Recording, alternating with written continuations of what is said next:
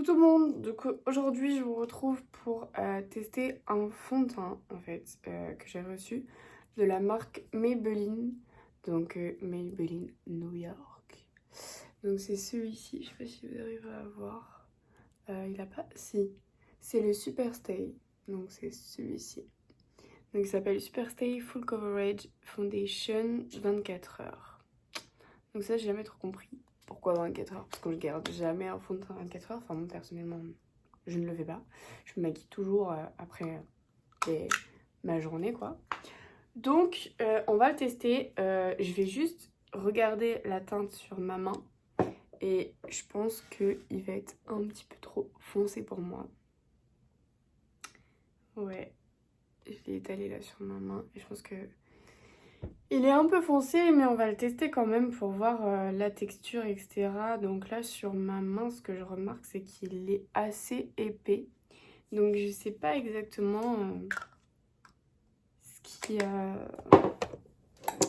qui promet en fait ce fond de teint. Je vais juste regarder vite fait parce que en fait, il m'a envoyé le fond de teint, mais sans le directement comme ça, genre sans la boîte en fait, genre le packaging. Enfin, le packaging c'est ça. Ah, il y a une petite bille à l'intérieur. Je viens de me rendre compte en le bougeant.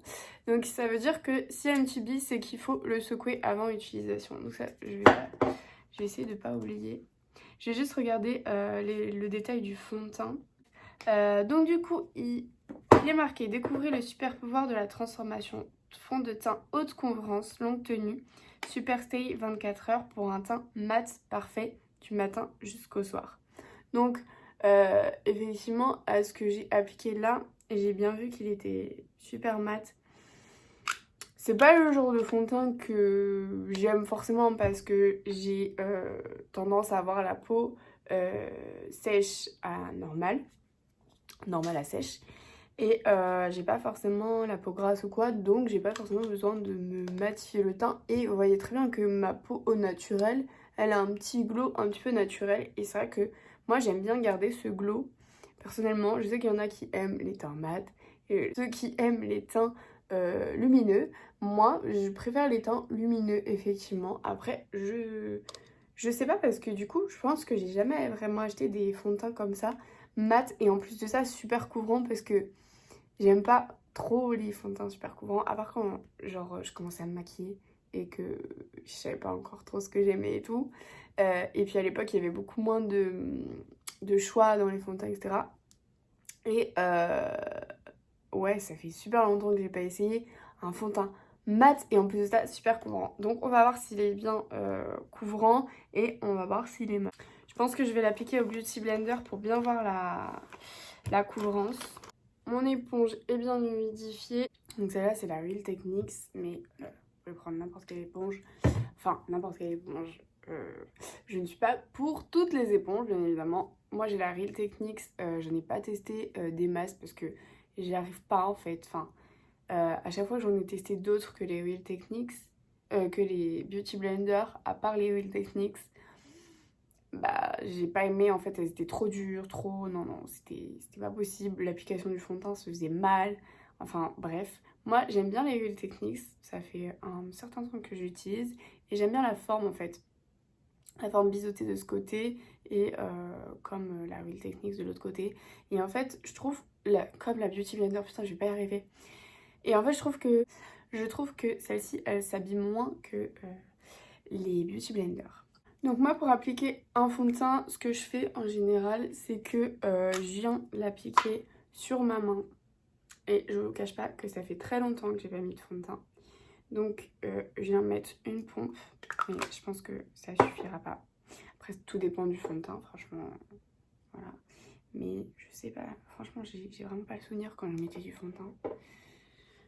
Et maintenant, je mets que de l'anti-cerne, c'est incroyable. Enfin, bref. Donc, je viens en appliquer à peu près partout sur mon visage. Donc... Ah, franchement, je m'attendais à pire au niveau de la couleur. Au final, c'est pas trop mal. Bon, à la caméra, ça fait vraiment foncé. Mais vu que c'est un fond de teint couvrant, en fait, c'est normal. Ça, il aurait été un petit peu moins couvrant, peut-être que ça aurait été vraiment nickel. Mais franchement, j'aime bien le rendu. Hein. Bon, j'aurais appliqué une pompe.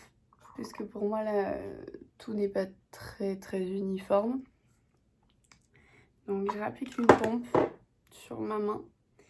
Et je viens le réappliquer sur les zones qui sont un petit peu plus rouges, qui ont un petit peu plus d'imperfections.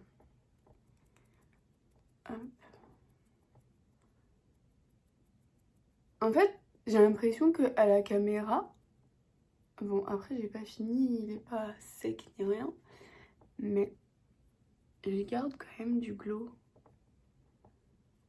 Et c'est pas pour me déplaire, mais c'est pas du tout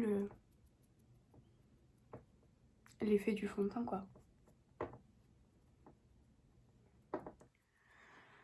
Voilà, là ça me plaît déjà un petit peu plus. Je vais en mettre un petit peu sur les paupières histoire que ça fasse uniforme.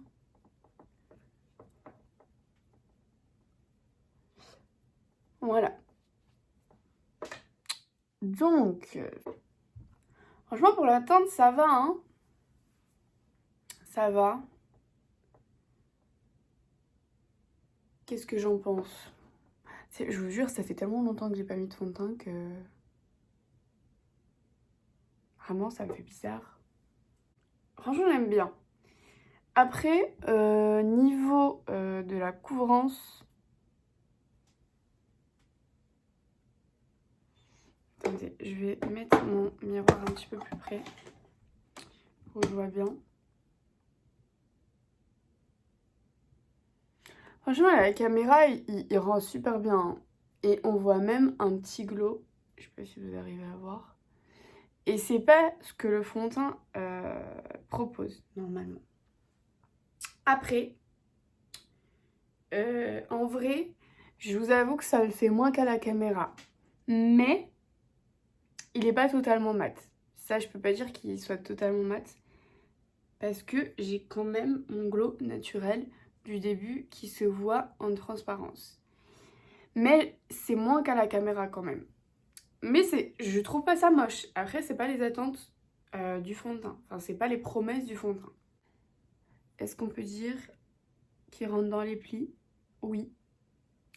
On peut dire qu'il rentre dans les plis. Je peux dire qu'il accentue également un petit peu mes zones de sécheresse. Ouais, vous voyez là, dans les plis de la bouche et tout, les coins du nez, il marque en fait les zones. Après, niveau couvrance, je trouve que c'est pas... Enfin, moi qui ai pas trop l'habitude des fonds de teint qui sont couvrants, pour le coup, ça me change pas trop non plus. Bon, effectivement, là, j'ai pas d'anti-cerne, j'ai rien. Mais il promet en fait un fond de teint haute couvrance. Non, je pense pas. Je pense qu'il y a des fonds de teint qui sont encore plus couvrants que ça. Je suis désolée, moi je vois encore mes petites rougeurs, mes taches de rousseur. Peut-être que vous le voyez pas à la caméra, mais franchement, je sais pas si vous verrez en fait. C'est ça qui me... Si, je pense que là, vous voyez quand même.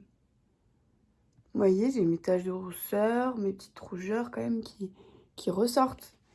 Donc, je peux appliquer une troisième pompe, mais je pense pas que ce soit le but. Et je pense que quand on met un fond de teint haute couvrance, on devrait avoir une haute couvrance dès les premières applications. Après, je dis pas qu'il couvre pas du tout, hein. Vraiment pas. Je vais essayer de me démaquiller une partie du visage à la fin pour que vous voyez la différence. Mais là, donc du coup, je vais essayer d'appliquer une troisième pompe pour vraiment tester jusqu'au bout le fond de teint. Mais franchement, c'est pas le but quoi. Si vous êtes obligé d'appliquer 3 pompes à chaque fois, le truc il fait même pas un mois. Donc je vais venir appliquer une troisième couche. Et là, on va voir si il réagit bien en superposition.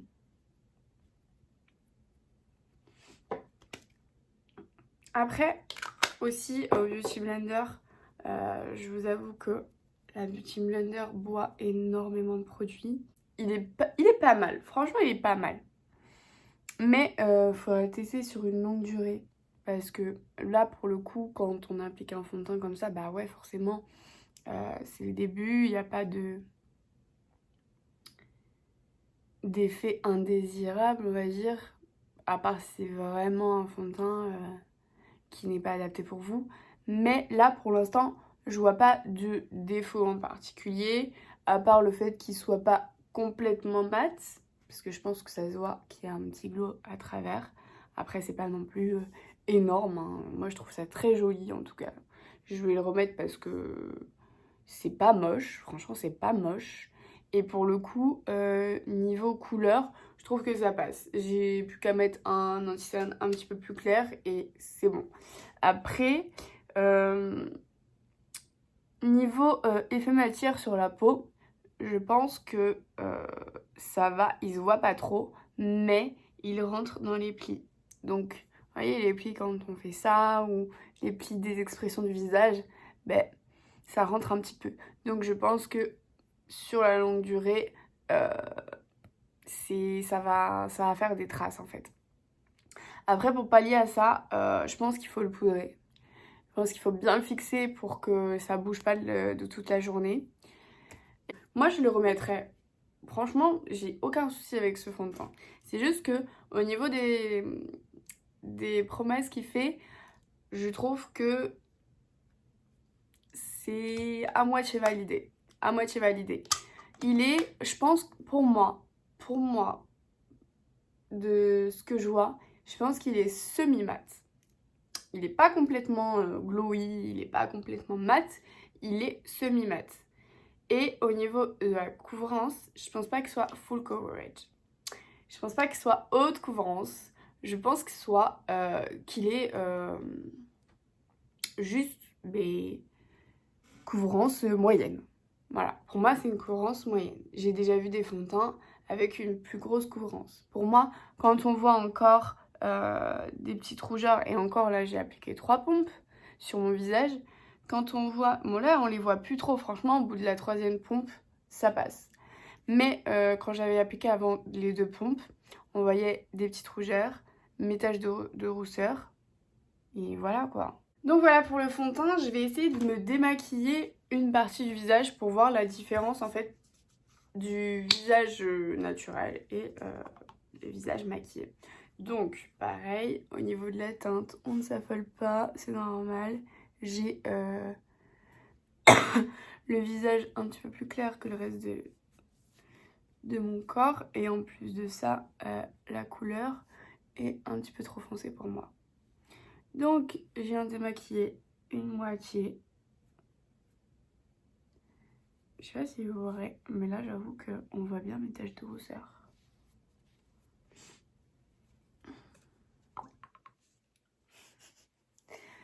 Franchement, ouais. Et j'ai quand même pas mal de rougeur avec ma peau claire. Et on voit bien la différence. Pour le coup, là, ouais.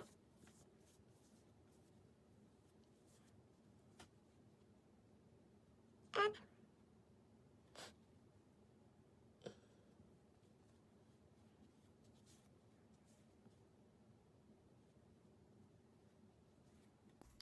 Donc voilà la différence avec le fond de teint. Donc là, c'est le côté avec. Et là, c'est le côté sans. Donc je sais pas si vous verrez bien, mais franchement, moi, je vois la différence là devant mon miroir. À part la différence de couleur, bien évidemment, je constate une énorme différence par rapport à mes rougeurs, par rapport à mes taches de rousseur. Et ouais, franchement, il couvre bien. Mais sur le coup et le résultat que j'ai vu en l'appliquant, on voit quand même quelques petites je vais pas y arriver, vraiment. Quelques petites imperfections à travers. Mais vraiment, il reste très bien, hein. Franchement, là, je pense pas qu'à la caméra, ça se verra, en tout cas. Mais ouais, il est super bien. il est cool. Par contre, je pense qu'il faut le poudrer pour bien le fixer. Et vous voyez, j'ai ce côté qui est un petit peu plus mat quand même que mon côté démaquillé. Donc il est donc semi-mat et à couvrance moyenne. Et voilà donc pour ce fond de teint, je vous quitte comme ça avec un côté du visage maquillé et un côté du visage maquillé. Mais voilà ce qu'il donne. Donc je vais essayer de quand même me maquiller entièrement avec et le tester pendant 24 heures. Et je vous redirai mon avis sous un post. Mais en tout cas, je le trouve super bien.